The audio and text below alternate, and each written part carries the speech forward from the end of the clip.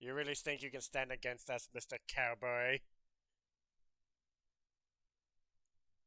Carl, Oh, shoot shoot. this finster! Shoot the glass! Metatron acts as the voice of God. Any documented occasion when some Yahoo claims God has spoken to them, they're speaking to me, or they're talking to themselves. Mr. Potter. Our new celebrity. By Grapthar's hammer, by the sons of Orvan, you shall be avenged. Loxley, I will cut your heart out with a spoon! Why with a spoon? Because it's dull, you twit, it will hurt more! Because your heart comes in one serving.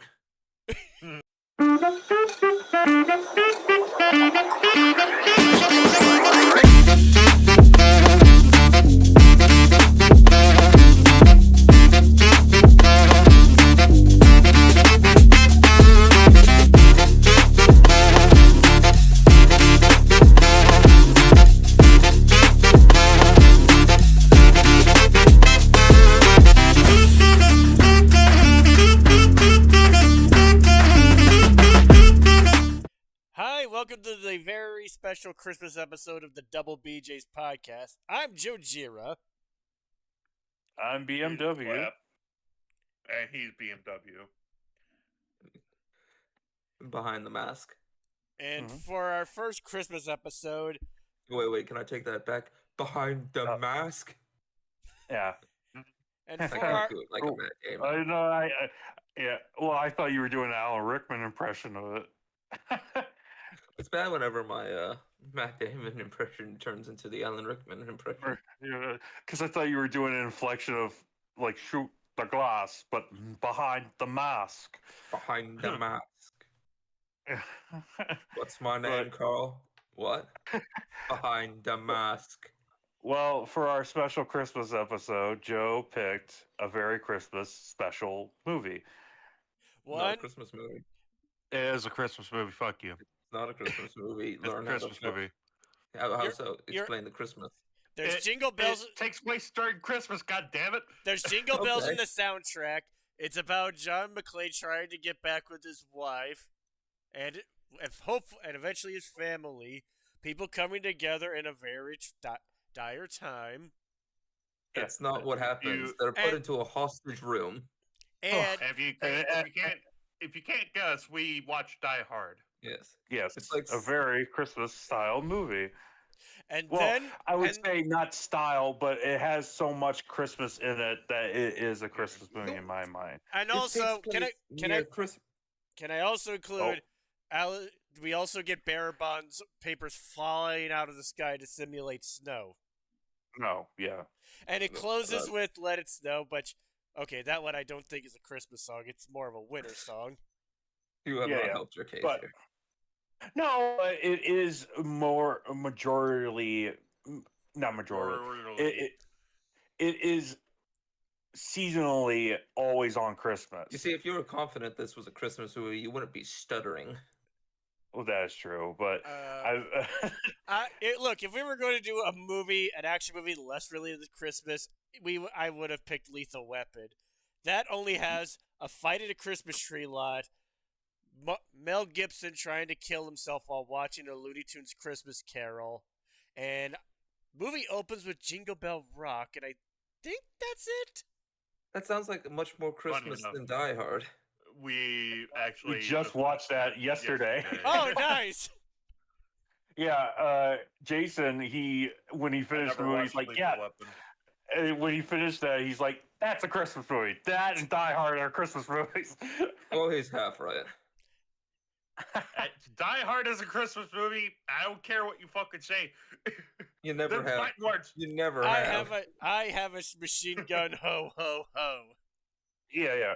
No, I saw an article because Christmas is, and we're in the middle of Christmas right now.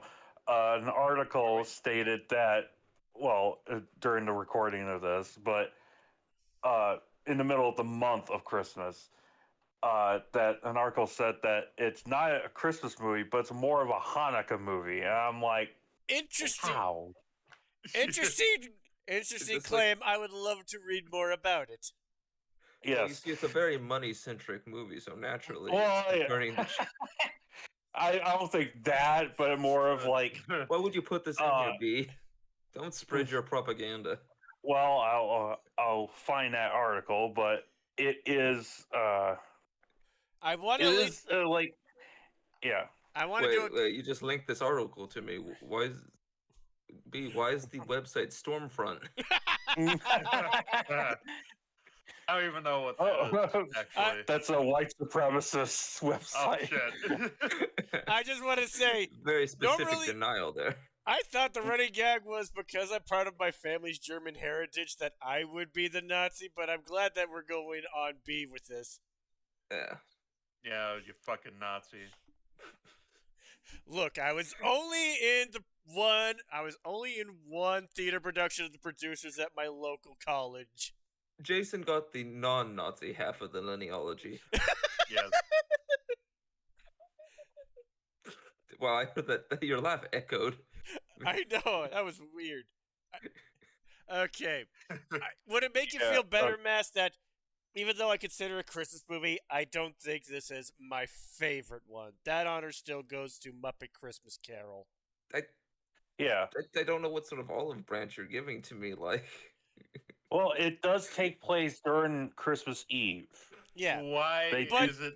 A lot of it's become like a running joke that even I'm getting sick of people saying Die Hard is the greatest Christmas movie ever, and I don't It think isn't. No, well, no. But let me it ask is you a a. question. But it, oh, okay.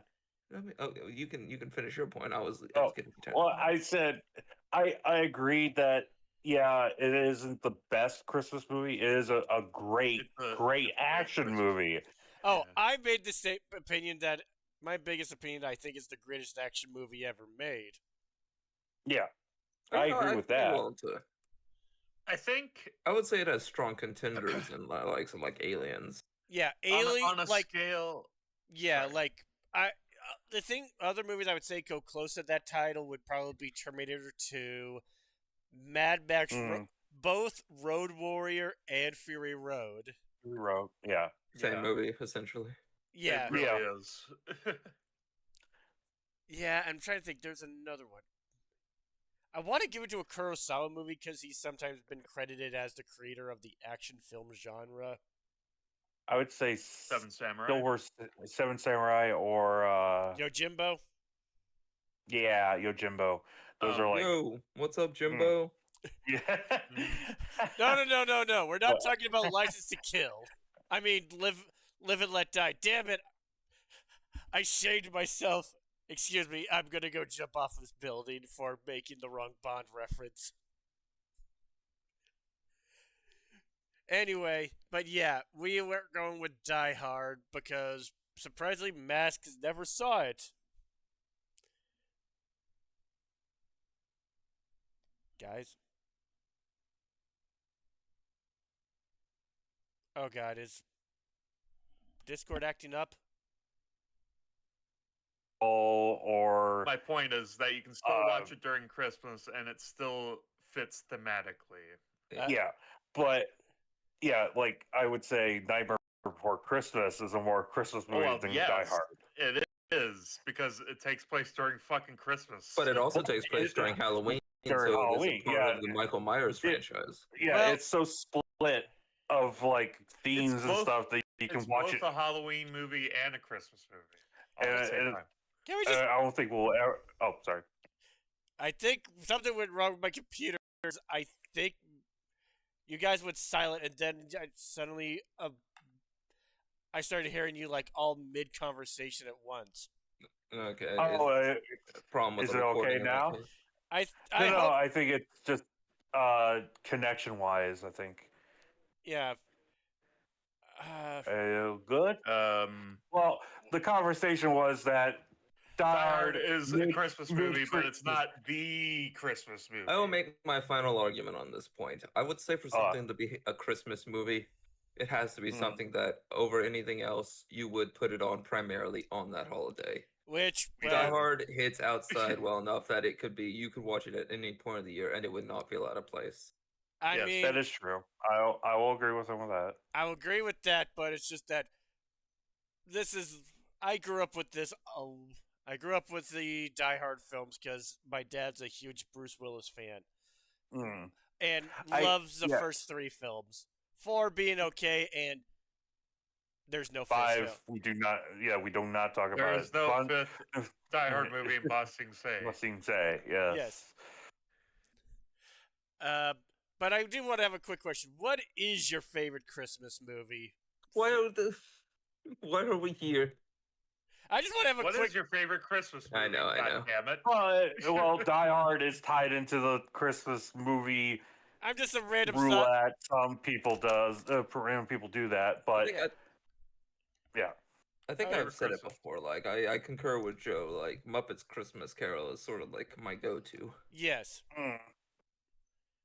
It's because Michael Caine takes it seriously, even though he's acting in front of puppets. Yeah. I'm starting to be like that fucking gif of Jordan Peele sweating profusely sweating because profusely. I've never seen Muppets Christmas Carol. Don't worry, we'll save Yeah. that for next year. Yeah. Yeah. You know why we'll save it for next year? Because it's What? most definitely a Christmas movie. Yes. I'm Yes. not going to argue with that. It It's- literally Oh. has Christmas in the title. Yeah. And also, it is so primarily Christmas. I think It's called A Christmas Carol. I think my favorite Christmas movie, since I have not seen Muppets Christmas Carol, would be A Christmas Story. Well, that, yeah. Okay. Like- but that one we were beat over the head with because TBS would play it for 24 hours. Yeah. You want to know a big surprise for me? What? Didn't watch Christmas Story until I was 18. Huh. Oh, yeah. I Yeah. watched it when I was a wee lad. All right. So I- I'm gonna give you guys a bad take. You know what Oh. my favorite Christmas movie is? What? Jack Frost. It takes place in the Oh, winter. That's shit. Christmassy. Which Wait, which one? Which one?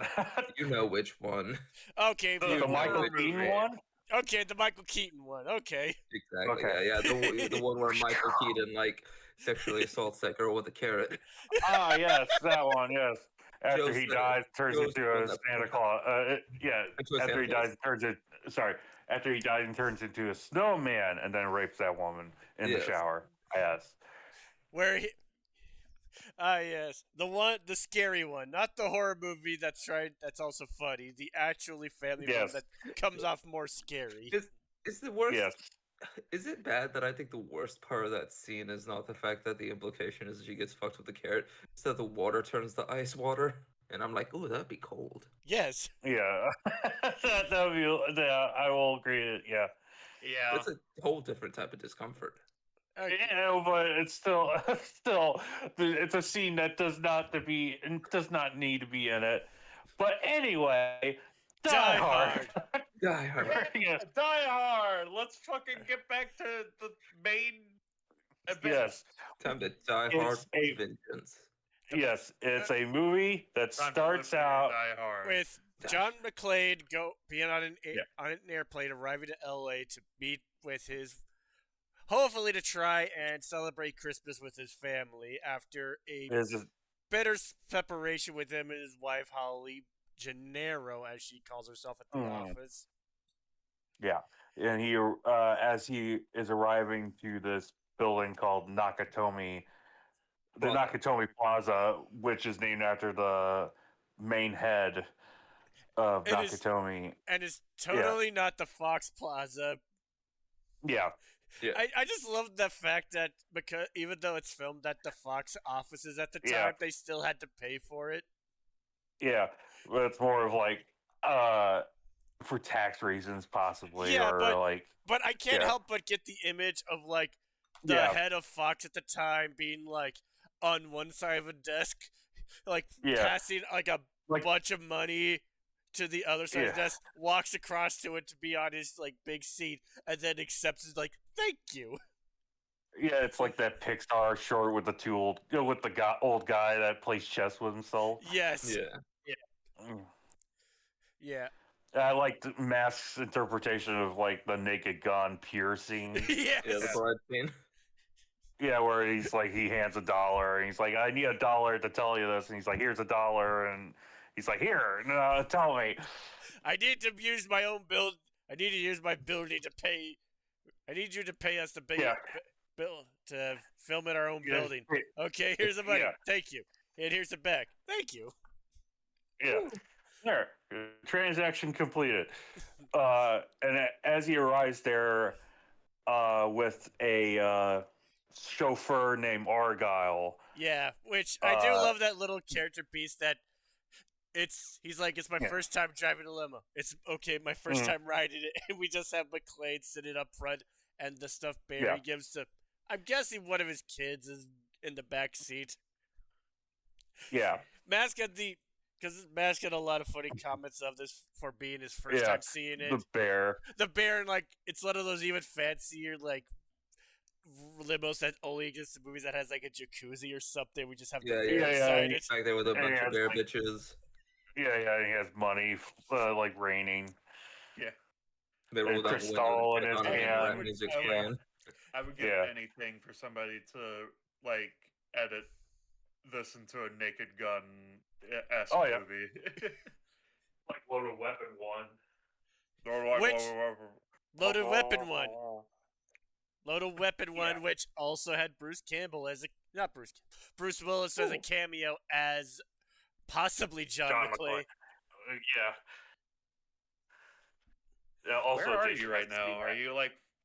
I'm right here. Okay. I was just. On the podcast, could we please stay at the mic? Sorry. You got away with it last time, but like, we don't need a Doppler effect. I know. What I'm doing. I'm right here the whole time. Yes, John McClane in the movie. John Die Hard. Yes, he goes to the building to make amends with his wife, and as the wife is celebrating like a new Christmas party, of a big she laments. Big buyout or They did a deal in Indonesia, I believe. This is the bridge deal we see later in the yes, and she is like contemplating like, can we make this work out? And there's this like, I can't remember the dick's name that Ellis snorts coke and drinks Ellis. Yeah, he's like, hey, why don't you just ditch the cop and go with me instead? Yeah, what's funny is that we played Left 4 Dead right after we watched Die Hard, and Ellis was being a prick after Joe left and let him be the AI. Yeah. Gee, I wonder if it's because someone decided to just go too far ahead and fall down a hole, and thus I was surrounded by fucking zombies. Shut up! But in Left 4 Dead, Hey, you if all shouldn't your have friends brought jump that off up. the cliff, you need to jump off that cliff, asshole. Yeah. And but anyway, Listen, that was not the time to rehash Left 4 Dead. Anyway, Ellis. Ellis Mm. played by the love interest from Supergirl. And his cousin Keith. And also and I think he was also in another DC movie. I think he was in Mask of the Phantasm. Yes. An animated movie? Yes. Yeah, I think he was the mayor. The new district attorney who was anti-Batman and then Joker gassed him at the end. Yeah. But he's a slimeball type of like businessman who kind of takes credit over people's work and stuff. Yeah. Yes. What's funny is the coke and stuff. Yeah, I just want to mention that because I'm such a huge nerd of this movie, watching it so many times growing up. In the script, Ellis was supposed Ellis, it was written to just be a normal guy, like someone likable, so you feel sad for when he gets killed. But the entire idea of him it was completely the actor Hav Bartner's idea of making Ellis be kind of an asshole, be like a parody of like an 80s businessman. Yeah. I gotta say, this is how Gordon Gekko would die. Yeah, like it does come off as like he is an asshole, but you don't really want to see him get shot in the fucking head. I mean that sucks, obviously. Yeah, but he brought it on himself. Yeah, and also it was a really good scene. I said when we watched the movie, the best thing you could say about him is he only got himself killed. Yeah. Yeah. Exactly. Oh, and as I said, as we were watching this at BehindTheMask, oh no, he's not the biggest asshole in the movie, because I'm gonna be honest, I don't even think we need to do a recap of this, because it's Die Hard. A majority of our listeners have seen this. I'd still say if that's the case, we should just do like a quick fire then. Yeah. This will be a rapid fire plot type deal. Yeah. It's like covering the whole. Yeah. John McClane gets into building gets taken over by terrorists. We should do this. We should actually do this sort of thing as like a yes and, where we each do a sentence of an event and then someone has to follow it up. Yeah, yes. And terrorists turn out to be not terrorists, but actually thieves. They kill the boss.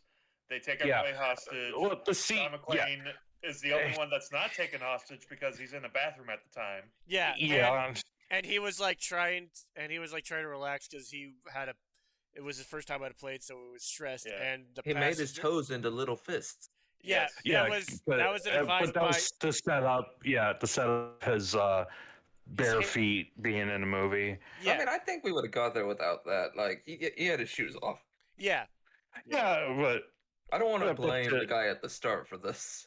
No, but I blame the guy at the start for this. And also, again, a plot point to set up like his bare feet and like why he has his socks and shoes off. Can I, guys?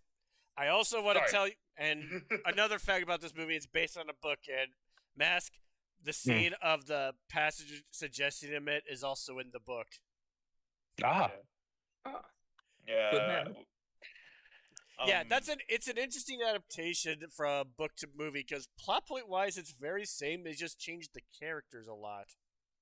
Yeah, because wasn't John some situations 70-year-old Frank Sinatra? Yeah, that was who because Dyer was based on a book called Nothing Lasts Forever, which was a sequel to a book that got turned to a movie starring James Frank Sinatra. Bond ass sounding title. Yes, it does. Once he said that, because I couldn't remember the title of the book. Nothing lasts forever until you die hard tomorrow. Yeah. Nothing lasts forever until you live free or die harder with a vengeance. Nothing lasts forever with a golden gun. Quantum of Solace. Now because I'm such a diehard fan, I should do that whole shit pun that James did for James Bond movies. Be like, shit hard, shit harder, shit hard with a vengeance. Live free or shit hard. Yeah. And then finally, just simply say, "Good day to die hard." Good day to die hard. Yeah. Shit. Good day to shit. That's how you get hemorrhoids. Oh, good day to shit hard. Yeah. That is funny. Yeah. I'm pretty sure that's what you call constipation. That's the alternate scene where, like, when they're shooting at the cops in the car, like, John goes to the toilet and just shoots a huge log and flushes it down to the bottom. That's like always been my enjoy the party, pal. That's always has a good proof afterwards. That's always been my. That's like my big thing I've always wanted to do for a Die Hard parody, because the best movies in the franchise were the ones where John has like a handicap, where it's him being barefoot in 1 and hungover in 3, Die Hard with a Vengeance. Yeah. I've always wanted to have one. Yeah. I've always wanted one where like the handicap is that he just has a bad case of diarrhea and he's just trying to find a place to go. Like after his wife left him and the hungover and the whole Die Hard Vengeance, he had a case of IBS. Obviously, what you do is you go into the elevator shaft and do it from the top floor down. Yeah. It'd be like that Chewbacca video. Man, I want to do that once in my life. Just get arrested for that. Well, you mean like the guy with the drink cart on the plane? Yeah, just fucking go to the top of an elevator shaft, shit all the way down. Bombs away. How would you plan that shit? Like, Yeah, how'd you plan your entire, like, for maximum damage? Well, take out the target. Okay. Well, good news. This movie does show you how you can open an elevator shaft when the car doesn't show up. Yeah. It showed me how I can accomplish this. Yeah. Okay. One. There's no seagulls in the elevator. What? Let's see. Huh.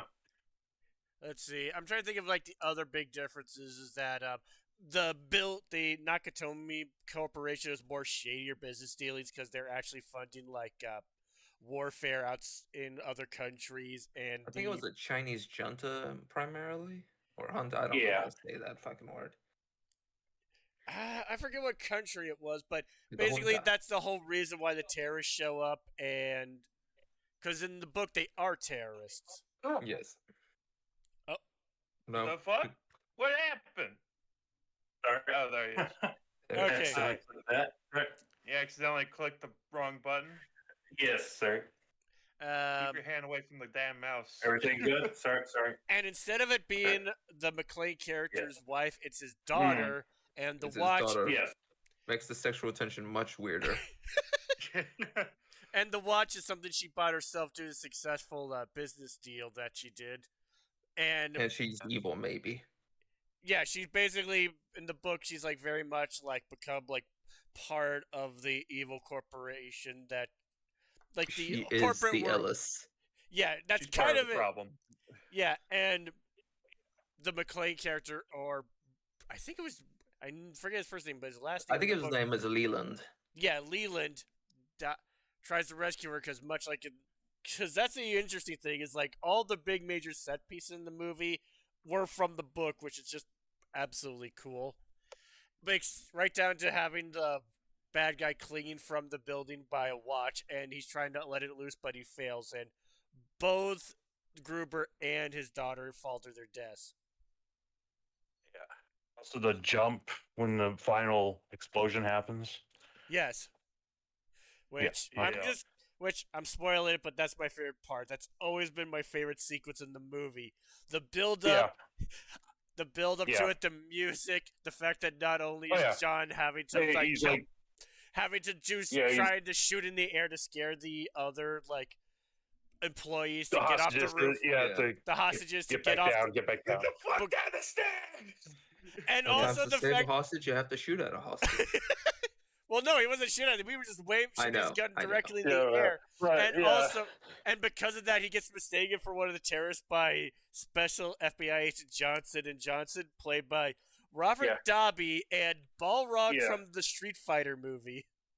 Wait, so we have a house elf, and then we have the big monster from Lord of the Rings? Yes. No, the Street Fighter character. Ooh, Dobby and Balrog, that would be a fucking great buddy cop movie. Dobby and Balrog coming this fall to your local movie Amazon Prime. One of them's a loose cannon, the other is a by the books cop. You'll never guess which.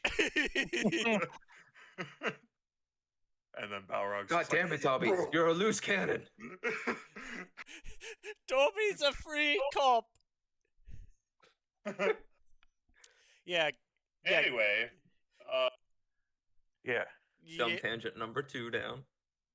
Yeah. John Diehard shoots his gun in the air and scares all the because he finds out that basically he checks out the roof and finds out that basically C4 is laid everywhere, and because of his meeting with Hans earlier in the film, he stole the detonators.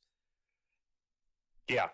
And like I said, also being mistaken as one of the terrorists by the FBI agents, so he can't, and he's already on the far side of the building, so he can't like just get back inside. He has to find another way, and all that's left is the fire hose.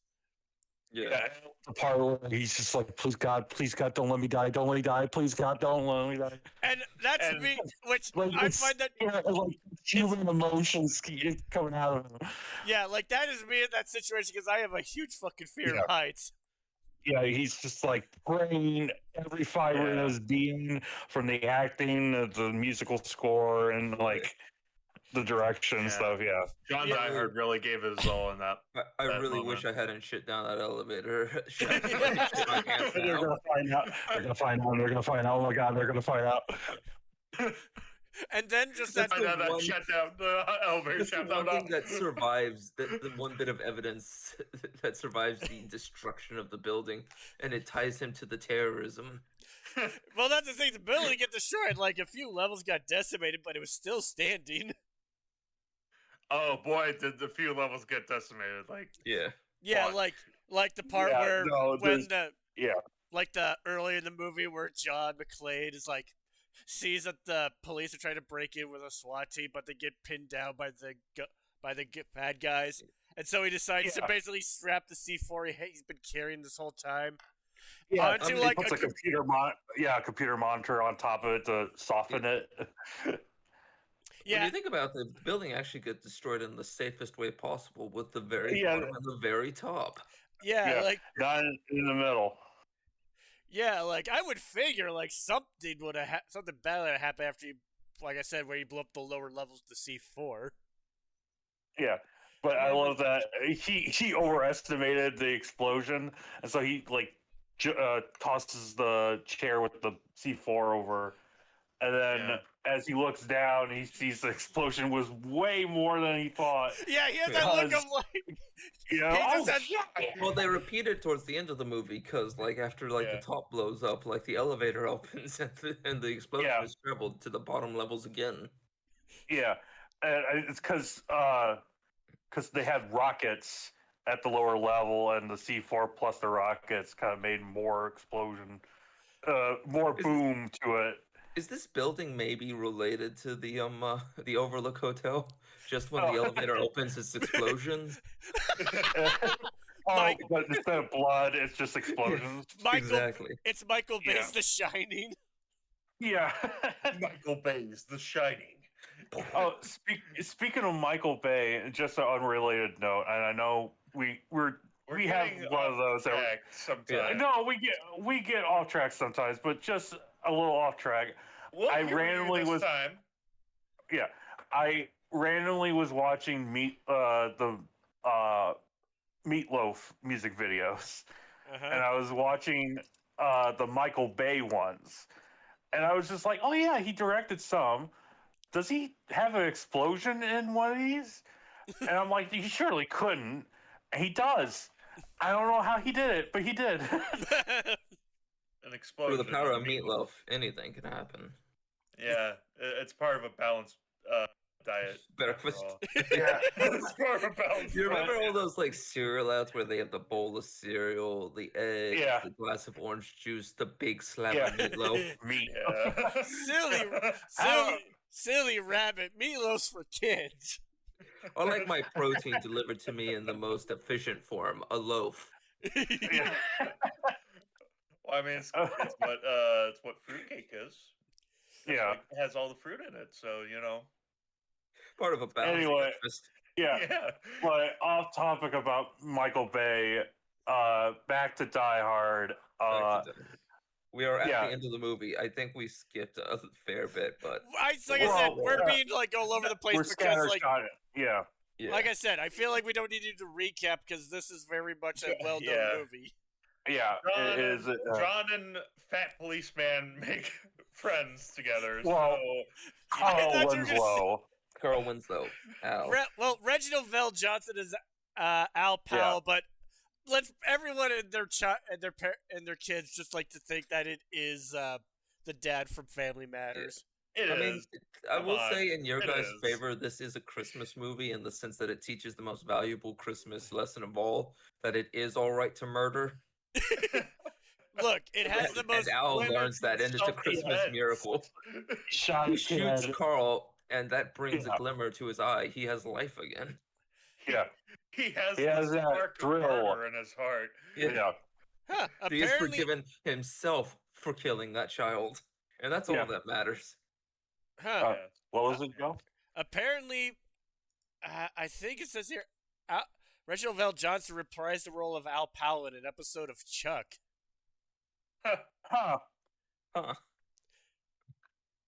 So, okay. Silly. I think it's more funnier because he's playing a cop, not in just Die Hard and Family Matters, but also a brief moment in Ghostbusters. I think all three of them are in the same universe. They are all in the same universe. They have to be. Yeah. Like, I can just see his life right now. He started off as a New York cop, maybe a different district, so that's why he doesn't recognize John McClane. And maybe experience the Stay Puft Marshmallow Man. It's like, okay, New York's too dangerous now. I'm just with this ghost crap. I'm gonna go to the West Coast, and then the whole incident with and then Die Hard's 1 and 2 happened, and he's like, okay, maybe we should go to someplace safer. I've heard Chicago's been like fixing itself up, and that's where really the family matters. Yeah, and he had to change his name. He meets Urkel, and he's more terrifying than those two events. Yeah. Yeah, he's more terrifying than the terrorists. And a giant marshmallow man. Body count. He probably did. I mean, if Key and Peele has shown us anything. I mean, the terrorists in the movie, Hans only killed 2 people, right? Yes. Oh no! Let's see. They definitely killed Ellis. Yes. Yeah. They definitely killed. They killed Takagi. Takagi, correct? And they had to at least, I'd say, 2 or 3 SWAT guys in the car. Yeah, the car. I'm not sure. Soon. They never flat out said if they lived or died of that one, so that's up in the air. I think we can assume they died because I can assume they died. The second rocket. Yeah, the second rocket kind of really the other 3. Yeah. And I would count them for killing both FBI agents because they died in the and the innocent pilot. Yes, and the pilot because they were victims of the roof explosion. Yes. Okay, so like 5 people. Not even double digits on their part. Yeah. No. Like they actually lost Steve significantly Urkel, more. Steve Urkel has probably killed at least 200 people. I think that's a generous estimate. I'm pretty sure some people died during the events of Ghostbusters. Like a lot of shit went down when they opened. When William Atherton's character, just because he's in both movies, also opened the containment grid, and then all the ghosts got freed and wreaked havoc. Yeah. Listen, it goes to one poor motherfucker in the streets of New York got scalded by molten marshmallow. I think it was. I think that was William the Atherton. Primary killer. William Peck, Yeah, dickless. Like, you guys talk shit about Ellis, but I think the most annoying character is Richard Thornburg, Atherton's character in this movie as the news reporter, because if it wasn't for him, Holly would have been fine. She would have been out with the hostages first thing. Yes, but because they revealed that, oh, by the way, showing McClane and Holly's son and daughter on TV, Gruber puts the pieces together. Good. Oh, sorry. Oh, I was going to say, they interrupting each other's show. Would that be worse? Because if Holly ended up on the roof, like, I'm gonna say shit would have gone down. Way worse. But what happened remember, is like John was already was up there. He was going to be there no matter if Holly was on the roof too or not. Yeah. I've watched this movie many times. I know it. I know the order of events by heart. Yeah, and plus, he would have met her on the roof. Yes, we wouldn't have the whole bit with the showdown at the end. Now this time, and the duct tape on the back. And now this time, John Wayne's not going to ride off in the sunset with Grace Kelly. That's Roy Rogers. That's Gary Cooper, asshole. Wow, you got Roy Rogers is what? Yeah, no, you're Joe is a terrorist.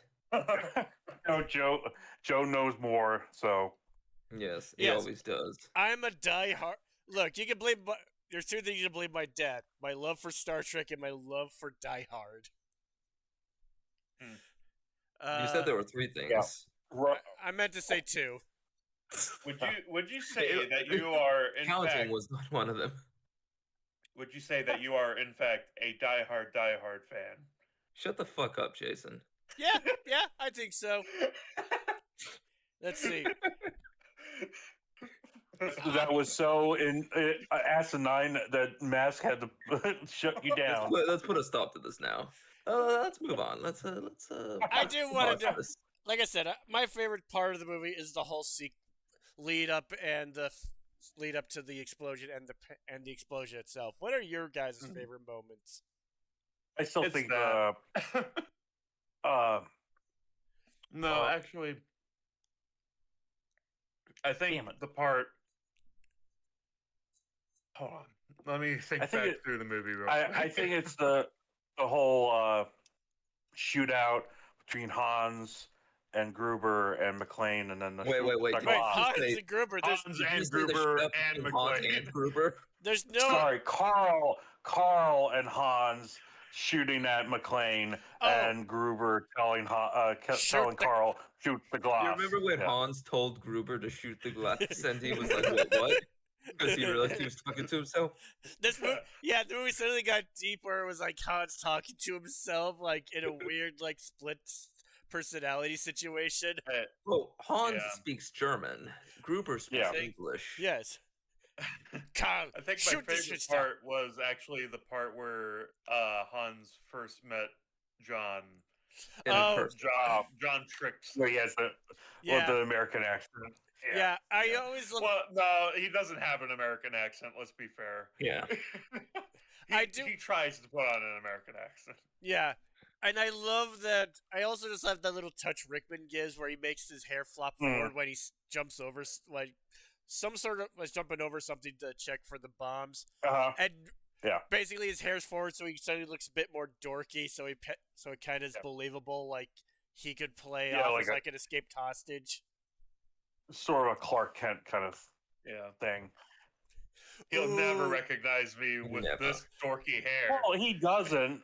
He only knows the because voice. They never met up to that point. Yeah, but the reason why it doesn't work is because McClane already heard Hans's voice, so even with the different accent, he recognized it. Do you remember the scene where they met and like Gruber had to like quickly come up with a name, and we decided it went like the Family Guy scenario? Peter Griffin. Oh fuck. Clay. Clay. Bill Clay. Hans Gruber. Oh fuck me. And then John just shoots him in the fucking end of movie. It has to be that, and then he's like, "What?" Clay, Bill Clay. It's sorry, I meant Bill Clay. No, you misheard me. I said Clay, Bill Clay. Shit, I'm sorry, Bill Gruber. Fuck, shit. Fuck. Did you say Gruber? No. Hans Clay. Shit. Oh fuck. Mask, this was your first time watching Iron. What was your favorite part? Yes.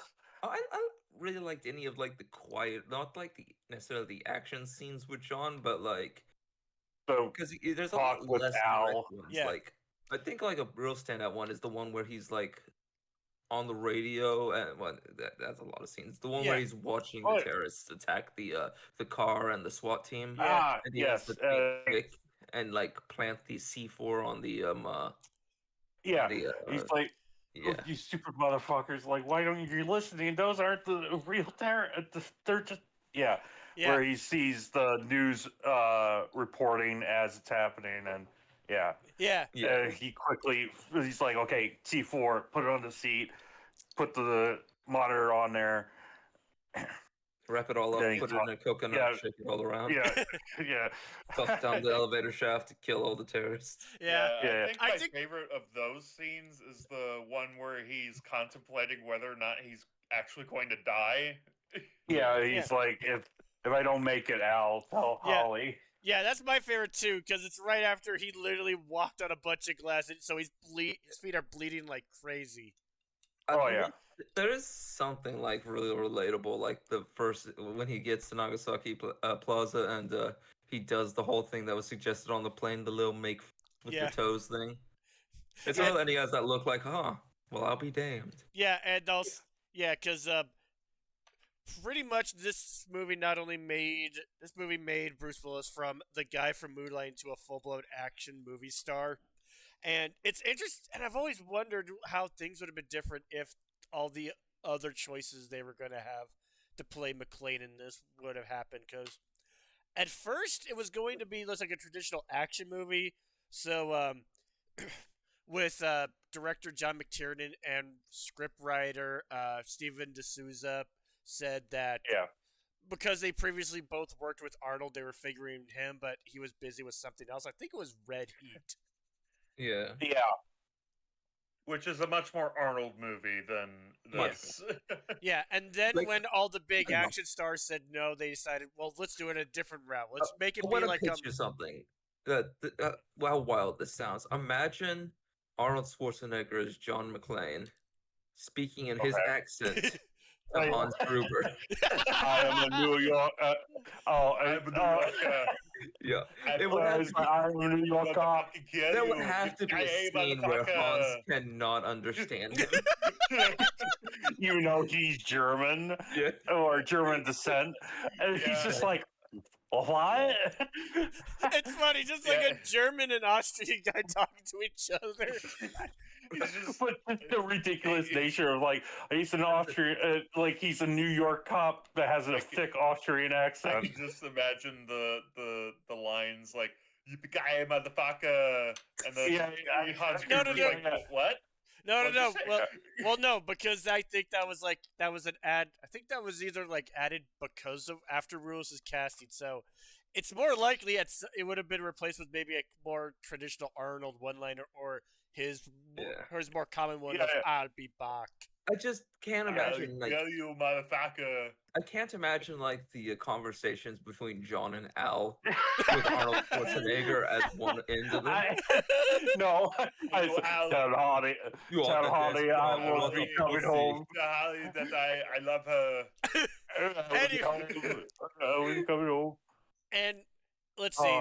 And then when they decided they were going to go for a more regular actor to make it more like an everyman role, I forget the list of that one, but the one that was tossed around most often was Harrison Ford. That's what I figured because at the time I can see Harrison Ford. I can see a little bit. Like Air Force One has taught us anything. Yeah, like I could definitely picture Harrison as John. Because to me, Harrison Ford at his best when he plays a character who's really annoyed with everything around him. Yes. Yeah. Because that's just how Harrison Ford is. And I can see him being like, out of my house. Well, I'm not the one who got butt fucked on national television. Yeah.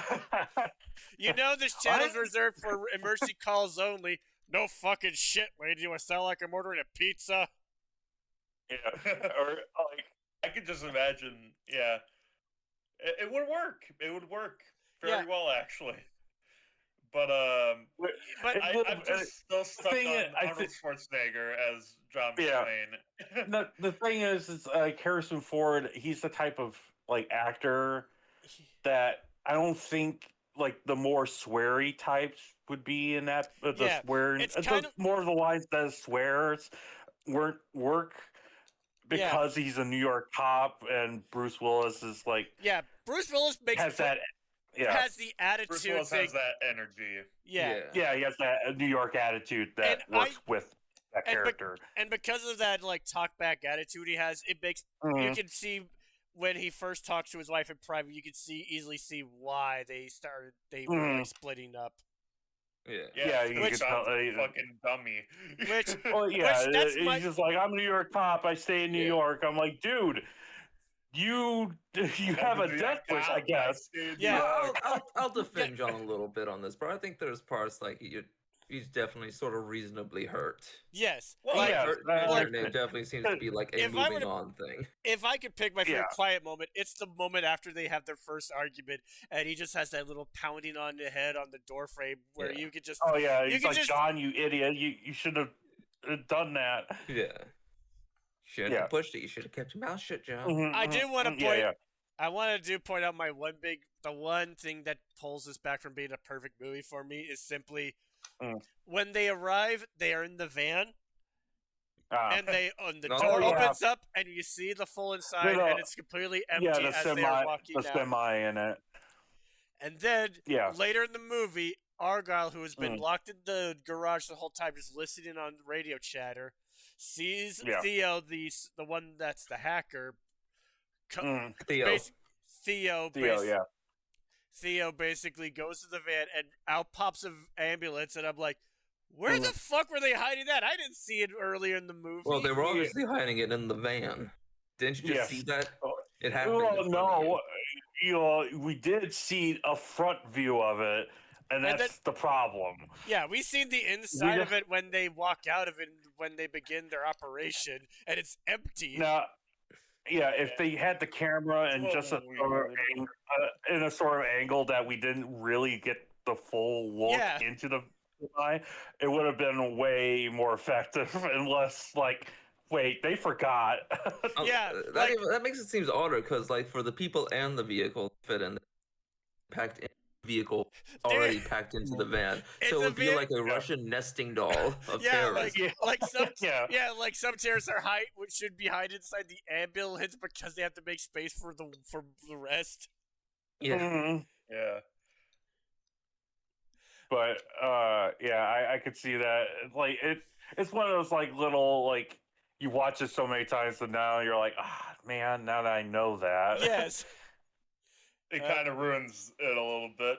Just a little takes bit. you out of it. Just the tiniest bit. Was that scene also in the book, Joe? Where they fuck it up? Actually, magical ambulance that appears in semi. Yeah. No, I don't know. No ambulance showed up because Argyle's not really a big character in the book. It's just a nameless limo driver. Yeah. Who doesn't show. You missed the point of my joke. Yeah. But that's the point. You missed the point. Point at the joke and laugh. That's the joke. That's the joke. But from the what's the difference between the book and the movie, I noticed that a lot of the additions actually kind of make it better. Yeah, this is one of those that's generally the general consensus is that the movie's better than the book because I enjoyed the book, and I even love how it's written because it doesn't break down in chapters. No. It's from what I heard, it's more like it's kind of formatted almost like a season of 24 where it's like the time. Yeah. And also the entire thing's from Leland's perspective. We don't know what's happening. We don't cut to the bad guys, the cops outside, or anything. It's all like it's very much a full on. It's full on first person perspective on his part. So it's a stream of consciousness. Yeah. First person narrative. Gotcha. So all that like Holly and the marriage thing and like the Ellis and Hans Gruber movie. That's because all that addition was from like Steven D'Souza and John McTiernan. Co. Yeah, and John McTiernan. Another video I want to recommend is Bad Movie Bible's two-parter on the whole Die Hard knockoffs because it's pretty much he said it best that this movie has basically perfected a storytelling formula in film that's completely idiot-proof. Like you would have to put in effort to fuck up making a Die Hard clone and not be interesting. Yeah, and he showed. Yeah, I remember he showed like in those two parts, like the Hans Gruber part, the John McClane part, like the location, why they have to do this and stuff. And I love that in that video he showed like here's the ones that fucked up. Yeah. Somehow Skyscraper, prime example. Not the Dwayne Johnson one, the Anna Nicole Smith one. Yes, like that one I think is also.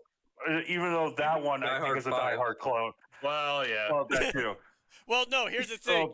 Remember, as I told you, all But one Die Hard film didn't start off as a Die Hard film. As I mentioned here, this was going to be this could have been a sequel to a Sinatra movie. Die Hard 2 is also based on a book called 58 Minutes, where it's that wasn't a sequel to the Leland books. No, it was a completely different book. And then but they retrofitted it into a Die Hard film. And then the if third you think one, about it, in a way, John McClane is like the Mad Max. I was gonna say Hellraiser. Yeah, Hellraiser. You remember when he came out of that bloody mattress? No, I'm talking about the League. I'm talking about like how all the Hellraiser movies after the first one were not Hellraiser movies. Something else. Yeah, and then they retrofitted it into a Hellraiser movie. Well, this does remind me, B, you told me about that sexual fantasy where Bruce Willis shows up clad in black leather and says, "Yippee-ki-yay, motherfucker." And there's chains everywhere. And Die Hard with a Vengeance was actually a pitch script called Simon Says, and I think there was a bidding war between Fox and WB because Fox, like I said, wanted and made it into Die Hard 3. Warner Brothers wanted it to be Lethal Weapon 4. Oh. I can see it working. I can kind of see it, yeah, because like the Samuel L. Jackson character, it was Riggs. Yeah, you can easily see. I can easily see us being rewritten to be Murtaugh, and I can easily see John McClane being Riggs. Yeah. Yeah, I can easily see that working. And then 4 is actually based off of a Time magazine article. I read about it in Time magazine. Yeah. Number 5 was based off a National Geographic explaining the vast number of hits. No, number 5 was written be a Die Hard movie from the start, and and that's why the problem. It sucks. That's why it's no good. No, because that one, from reviews and talk, that John McClane is bulletproof in that. Like, he becomes Arnold Schwarzenegger at the end of Commando, where anything he bursts through, falls through 5 or 6 flights of like a Russian building, smashes through glass, and there's not a single cut on him. And the climax isn't John. And the climax is set in fucking Chernobyl. Yeah, and they fight with radioactivity happening all around them, and in Chernobyl. It's Chernobyl. Yeah, fucking. I know. No, but they should be dead. I know, but it's not. It's like they don't come back out of it and go like, "Wow, I feel okay." Like, it's just, Wow. And plus, like, they try and do a like, it's buddy cop centric of like, it's John McClane and his son, and it's because his son is like a CIA operative or something. And it's very much like become the Special Agent Johnson. Yeah, the best way to describe their banter is like, what if Indiana's dad from Last Crusade, but stupid? Yeah, like they bicker and they talk, but not in a loving or fun way. Or like what Steven Spielberg did with Sean Connery and Harrison Ford, where you could tell they're strained, but they still love each other. Yeah, you're like, man. These guys hate each other. They it's less a Indiana Jones father-son situation and more of a Tremors 5 father-son situation. I'm gonna take your word for it because I haven't seen any Tremors movies except the first one. I've seen no Tremors movies. Well, you're talking about Burt Gummer and Jamie Foxx, aren't you? Not Jamie Foxx. Jamie Kennedy, yes. Yeah. That would have been a weird sequel. But anyway. It's sad that I kind of wish it was Jamie Foxx. Yeah, I wish. It would have been even more funny. It's actually been funny in Tremors 5. Hey guys, Jamie Foxx would have been preferable. Hey, I think you put some snow dogs in my Tremors sequel. Yes. But then it's just like, how are you my son? Well, no, it's because I had a one night stand with a black lady at a Snake concert. Just like in Snow Dogs. It actually would have. Yeah. But I see what Mass is talking about. How it is like that type of father-son relationship with Burt Gummer and Jamie Kennedy. Yeah, it is fucked up. But what if I told you that one of the early ideas for Die Hard 5 was to make it be a 24 crossover? Well, in that case, I'll call you a liar and tell you to stop making things up, Joe. Stop lying to me. It was considered. And the thing that shot it down. Both of them are Fox sorry. Yeah, both are Fox properties, but Keith Sullivan shut it down because because this was during the time when they were trying to make a 24 movie happen, and he wanted Jack Bauer's film debut to be a solo outing. And he was also probably doing Metal Gear Solid 5: The Phantom Pain at that time too. Yeah, I don't know if it was around that time. No, that was like years before. 24 was like years before Phantom Pain. Well, yeah, I know, but video game voice acting is usually done like I know in the process. I know. Yeah, dummy, you fool! Didn't you know? You moron! No, I didn't know. Like all of Fallout 4's voice acting was done in 2012. Oh, back to Fallout 4 with this guy. Always a Bethesda shit. Put $1 in the tin. Yeah. Can't help myself. Can't help myself. But that it's not like when Sony was like, "How about Men in Black and 21 Jump Street?" No. Look, I think I like the idea of a Men in Black crossover, but to me, it should have been something more insane. I would have gone with Ghostbusters. Yes, because they're both Sony. Sony property, both of them, and there's your money making. And like I said, my dream, my dream Die Hard crossover is to have John McClane fight a Predator. Yeah, because they're 20th Century Fox properties, and plus Danny Glover. You have a Lethal Weapon connection or semblance with Die Hard and Lethal Weapon versus Predator. Yeah. Well, that's technically they had that in Predator 2. Well, do you want to know my fan theory about Predator 2? Yes. Okay. What? Okay, so fun fact about Lethal Weapon 2. Originally, that was supposed to end with Riggs dying at the end. So my theory, my headcanon theory is that the Lethal Weapon divides the timeline. The Riggs dies timeline leads into Predator 2. The Riggs lives timeline leads into Lethal Weapon 3 and 4. Gotcha. Evil Dead, Army of Darkness. Yeah. Yeah. I love that someone made a comic book of that where two timelines diverge and they collide in each other. Where Army of Darkness and both endings happen at separate timelines, but they converge into one comic. I really got to read more of the Army of Darkness. I got the first omnibus.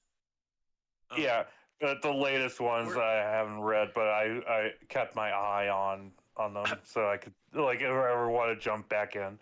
Okay. I think we've reached... No. I think we just reached... Yeah. Yes, Anyway, I think we've reached the end of this. Mask, for it being your first time watching Die Hard, what'd you think of it? Yeah. I quite enjoyed it. I liked that it was a more subdued action movie than I was expecting. Oh yeah. And I really enjoyed that. Yeah.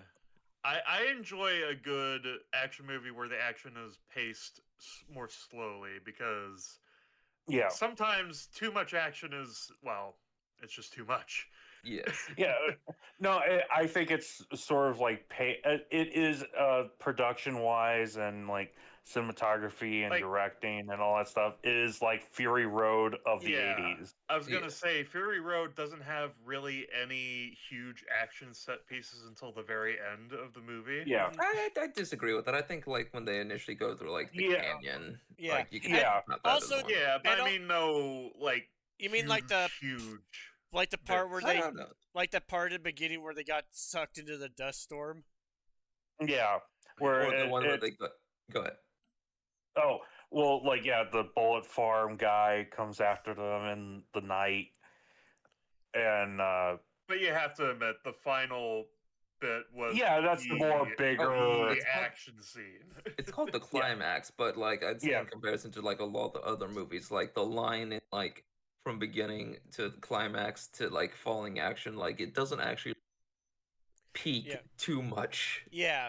Actually, yeah, and whenever we watch our movies for the show, like Mask always like points out like a really good plot hole that we can't like actually explain out of. Yes. Die Hard, I think, is the first time where that hasn't happened. Instead, he had the perfect out of nowhere running gag of boofing. Yes. Boofing Listerine. It's fitting that it's a subject I pulled out of my ass. I just want to say, no pun intended, or is it? Also, Joe, you're being disrespectful. That's not the whole gag, because there's a second part to it. What was the second gag? I forgot. It's that they were boofing Listerine. Yes. I was trying to specifically Listerine. I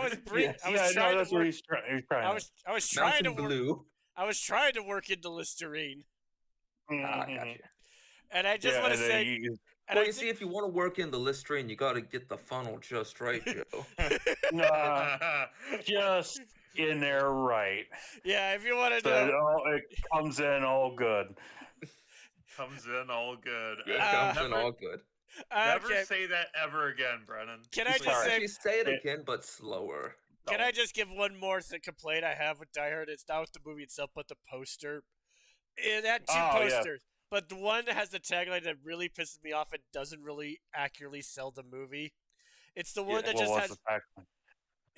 I have it up here. It's the one where it's like Willis holding the gun in the tank top, and it says 12 terrorists, 1 cop. The odds are against John McClane, and that's just the way he likes it. Aren't there like 13 No, terrorists? No. Plus he didn't like that. No, like he complains about not wanting to be in the situation. He's like, I'm fucking alone up here. Yeah, he's basically like Dante from Clerks. He's like, I'm not even supposed to be here today. And he spends and he spends a good chunk of the movie running away from the bad guys. Yeah, exactly. And he's like because he's outnumbered. 12 to 1. Yes. Yeah. There's a lot of fucking terrorists here. It's just me. Does anyone die in a straight up gunfight? I mean, in the sense that like the two sides exchanging fire, because it always seems to be like getting the draw. Okay. No, there is that guy on the table.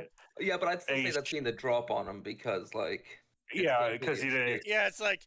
Yeah. Hey, if you're gonna kill someone, shoot Don't hesitate. Yeah, and then he does, and he Thanks just for gets the advice, pal. And isn't that also the guy he throws out the window to get Carl Winslow's attention? Yeah, I think so. Yeah. Welcome to the party, pal. Okay, I like how John is very human in this movie. He's not like other action movie characters where.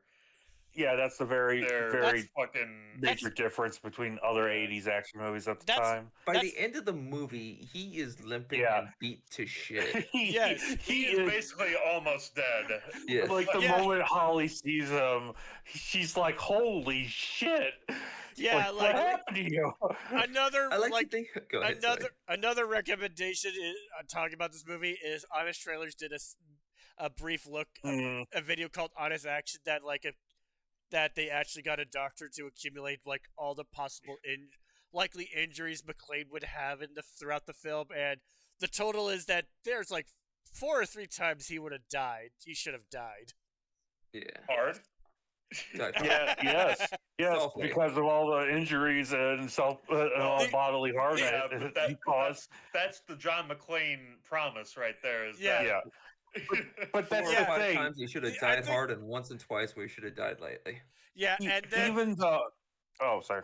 In fact, the only part where it seems like him surviving was believable was the part where he's back inside the building and he's like in that place with the rock fountain and like the helicopter's falling down and blows up right behind him and he ducks in underwater. That's like the one time where it's like, no, that's how it would go down if that actually happened. I'm still going to assume that fountain is made up of gray water, and his feet are all cut to shit, and he's going to die from infection. I thought like either Listerine, Ooh, that I like, don't. like the alcohol kind I'm of thinking like of like those scenes like where like the hero dives under the water and shooting yeah. him, and you just see little pockets of like blood, but in this case, it's just little like Listerine pools coming in the Sorry, water. but I'm just imagining like Listerine burns. Just imagine how that Oh feels yeah, on an open wound. That'd be that's like salt. alcohol. I Also, was whenever thinking I of like think it of cleans off his wounds. when I think of Listerine in this context, I don't know why it's Ah. glowing like it's radioactive.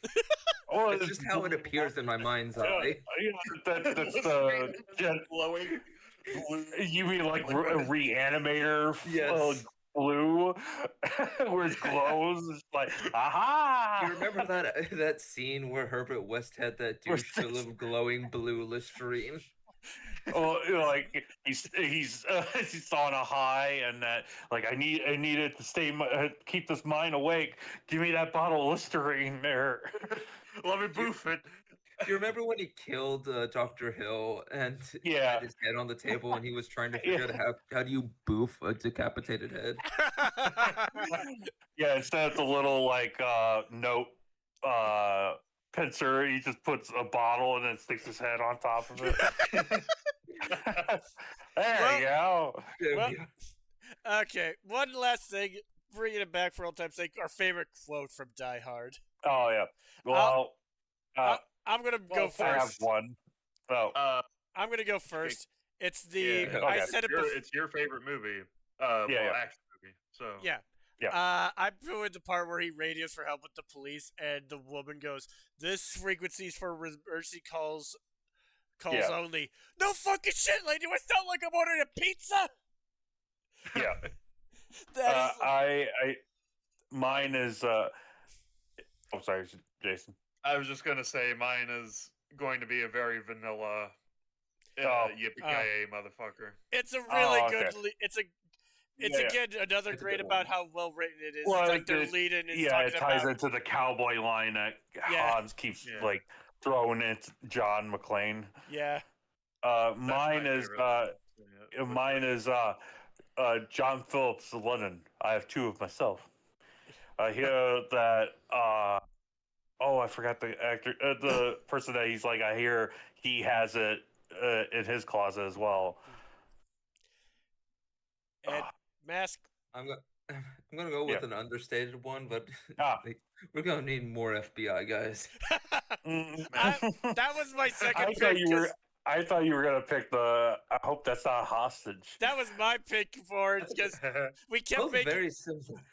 Yeah, but Yeah. I love the. I hope that's not a hostage because as much as we made fun of the chief of the LAPD, Oh yeah. That's The- that line. yeah. I'm pretty sure that everyone watching that happen were thinking the same thing. Yeah. Yeah, It's not like hostage. that's like I think that's like a top sergeant thing when there's a hostage situation and like something horribly occurs and they're like, I really hope that's not a hostage. Yeah. Yeah. Oof. Maybe I went with that one just because it also sort of reminds me of the Dead where they're paramedics. Yeah. Oh, you were cutting in and out there, Mask. Can you say that again? Yeah. It reminds me of the Return of the Dead line. We're gonna need more paramedics. Like Send the Los Angeles more. Police Department has just created a kill line for FBI agents.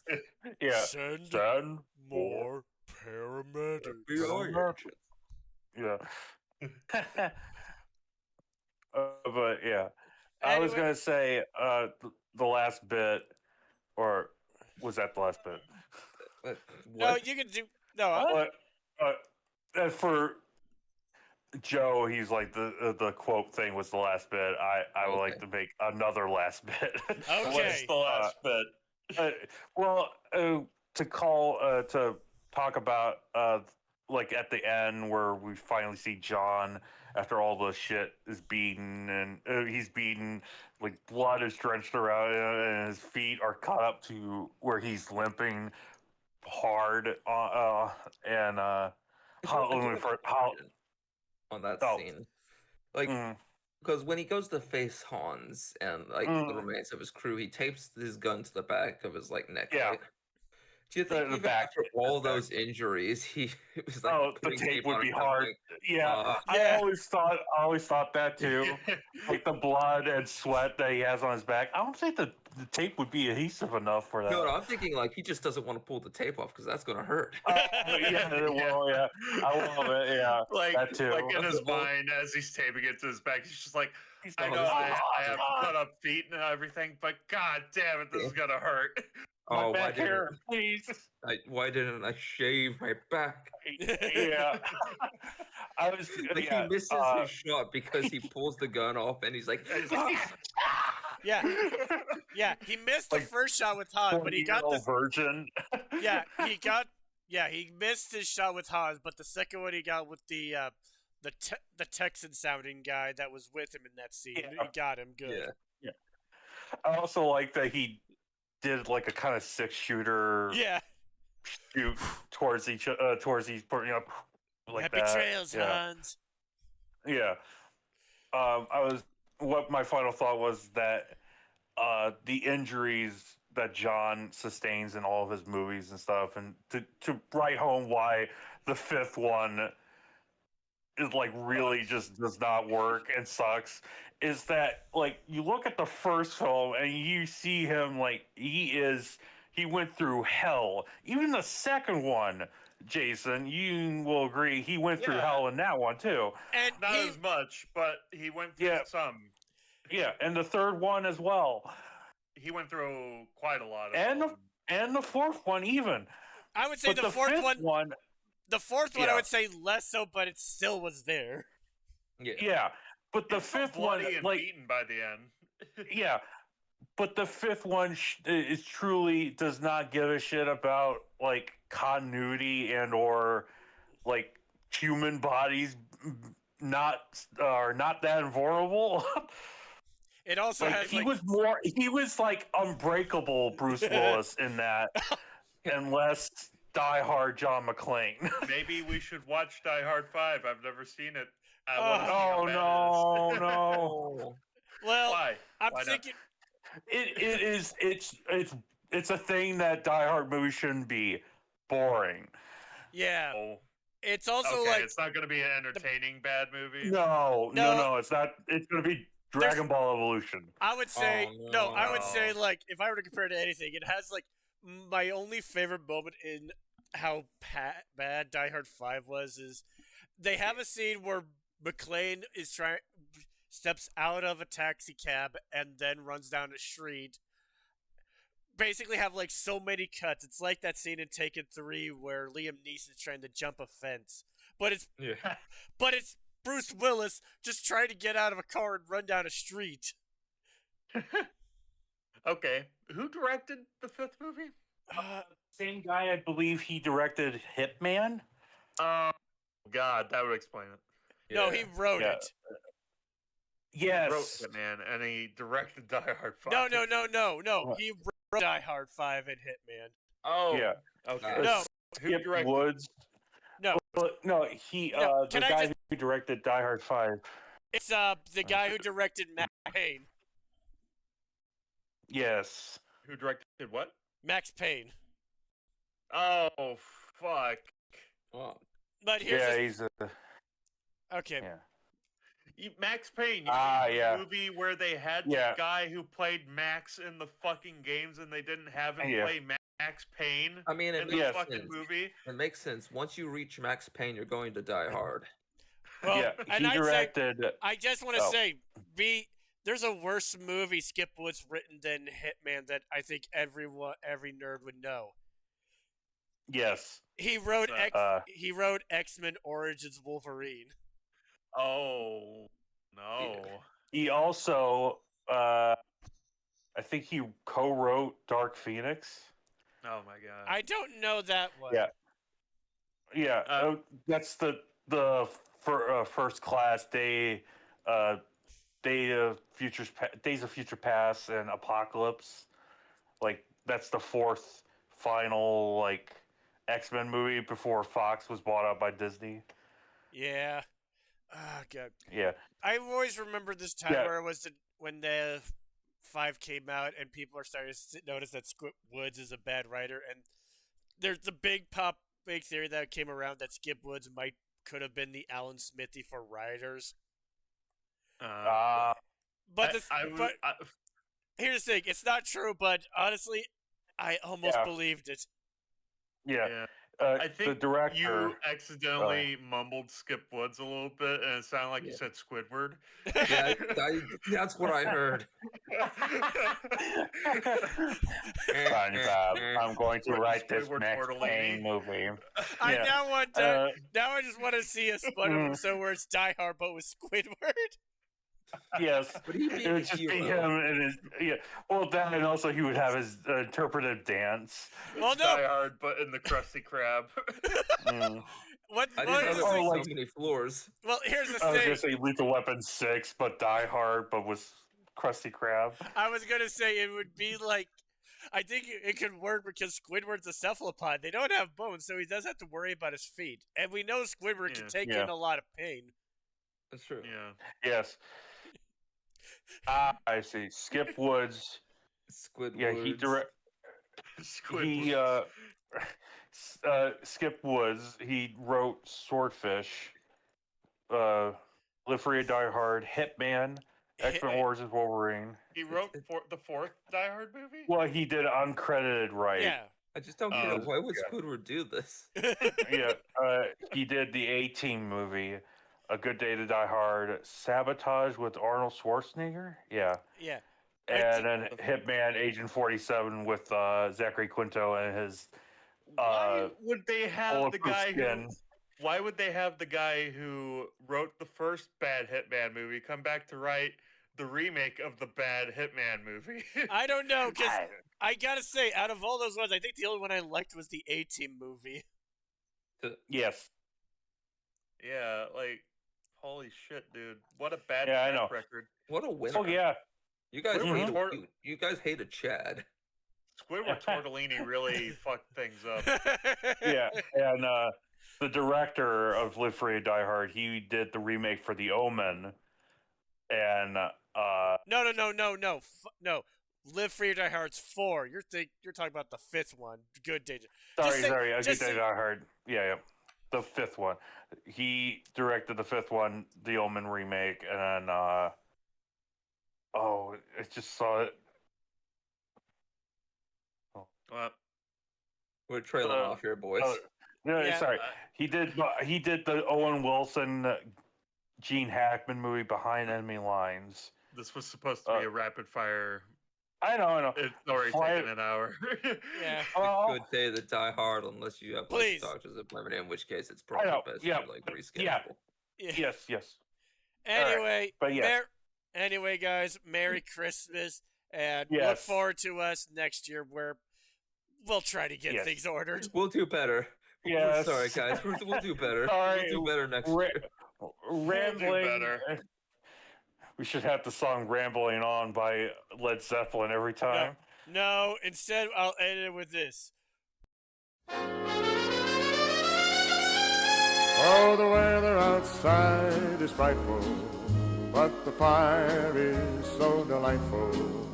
And since we've no place to go, let it snow, let it snow, let it snow. It doesn't show signs of stopping, and I brought some corn for popping. The lights are turned way down low. Let it snow, let it snow, let it snow. When we finally kiss goodnight, how I hate going out in the storm. But if you really hold me tight, all the way home I'll be warm. The fire is slowly dying, and my dear, we're still goodbying. But as long as you love me so, let it snow, let it snow, let it snow. When we finally kiss goodnight, how I hate going out in the storm. But if you really hold me tight, all the way home I'll be warm. The fire is slowly dying, goodbying. But as long as you love me so, let it snow, let it snow.